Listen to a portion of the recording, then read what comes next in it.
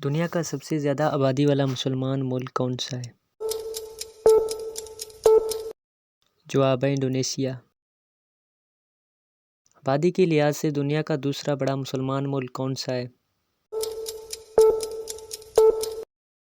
जवाब है पाकिस्तान। इंडोनेशिया कितने जजीरों पर मुश्तमिल मुल्क है?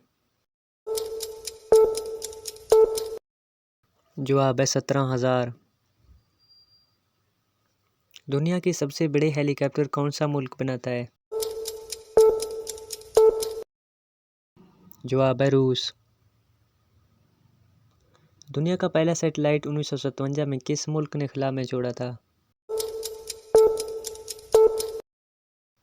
इसका जवाब रूस। किस मुल्क के पास गैस के सबसे ज़्यादा ज़खायर हैं? इसका जवाब भी रूस है।